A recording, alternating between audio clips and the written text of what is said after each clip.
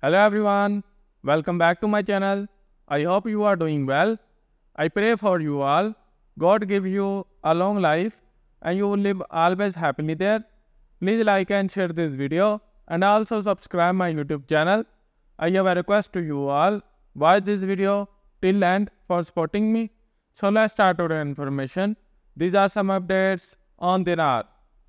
Before starting the video, I have to tell you something. Go to google.com and search dinaropinions.com and open this site.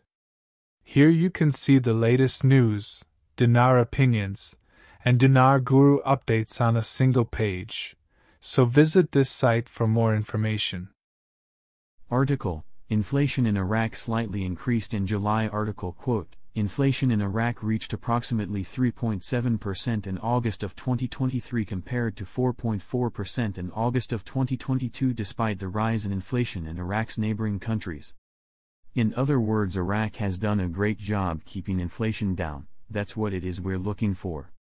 Question: You mentioned Wells Fargo and JP Morgan Chase have the concession for exchanging the dinar in America, and Standard Chartered has the concession in Canada and England. Who is it they have concessions with? Iraq. CBI selects banks with whom they are willing to work. These banks get commissions. They are the primary banks handling exchanges. If you go to the Podink local bank, they will send the currency to one of the contractor banks. This will not be an ordinary bank currency exchange. Too much confusion to have dozens of different banks sending in currency transactions. The biggest piece I had over the weekend was more confirmations of continuing education of the lower denominations in Iraq. I had a couple more confirmations that Sadani announced on television. That they are planning to raise the value of the dinar during his current administration. I thought that was a great one. Did you know that the decisions made by a country's central bank can significantly influence inflation rates? Many of us don't think about how these financial impact our everyday lives.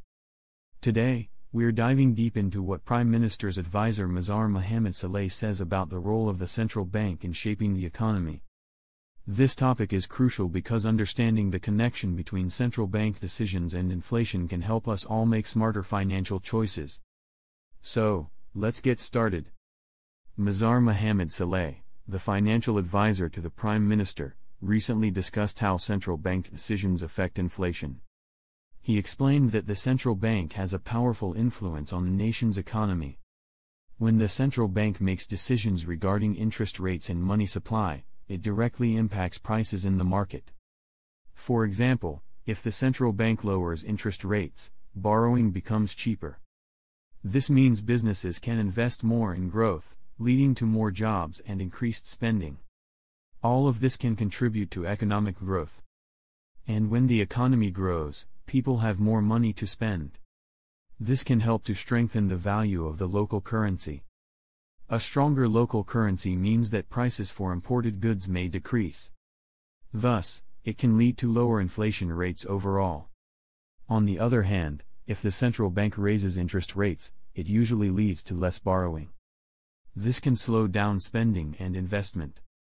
While this process might help control inflation, it can also slow down economic growth. Let's break down how these decisions work in practice. Imagine you're a small business owner wanting to expand. You hear that interest rates are low. This motivates you to take a loan to open a new store.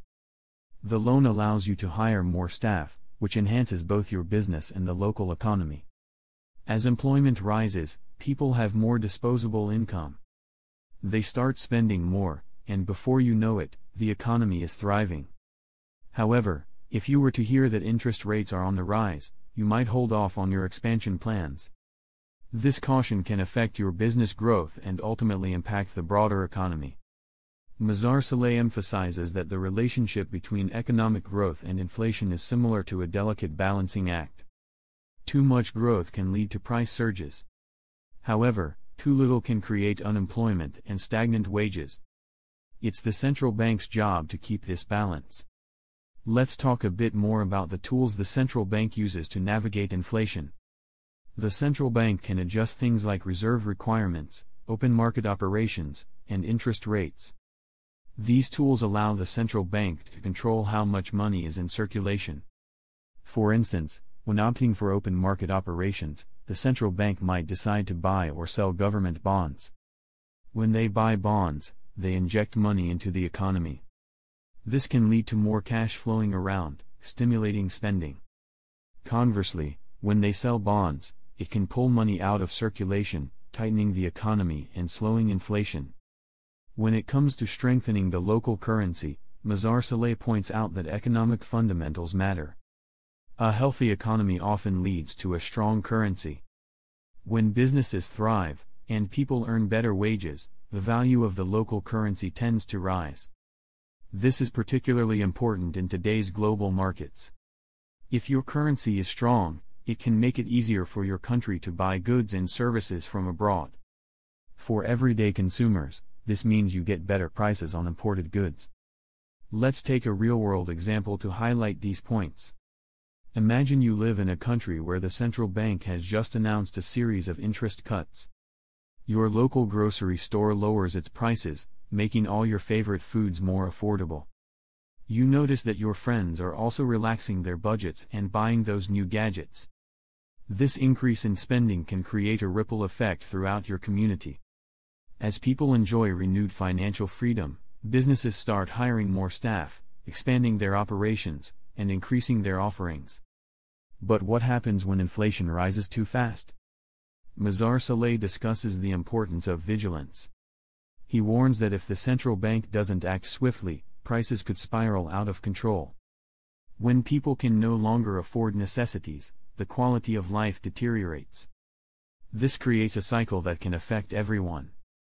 So, what can we do to keep ourselves informed? Staying updated with economic news is essential. Many central banks publish regular reports and updates on their decision-making processes. This can give us insight into the factors affecting inflation. That way, you can adjust your personal budget and financial plans accordingly. It's also essential to engage with local communities about these issues. For example, consider attending town hall meetings or joining local forums. Connecting with others makes a difference in understanding the economic landscape. As we've seen today, the decisions of the central bank play a pivotal role in controlling inflation and supporting economic growth. This delicate relationship affects us all, from business owners to everyday consumers. If you found this information valuable, make sure to hit the like button.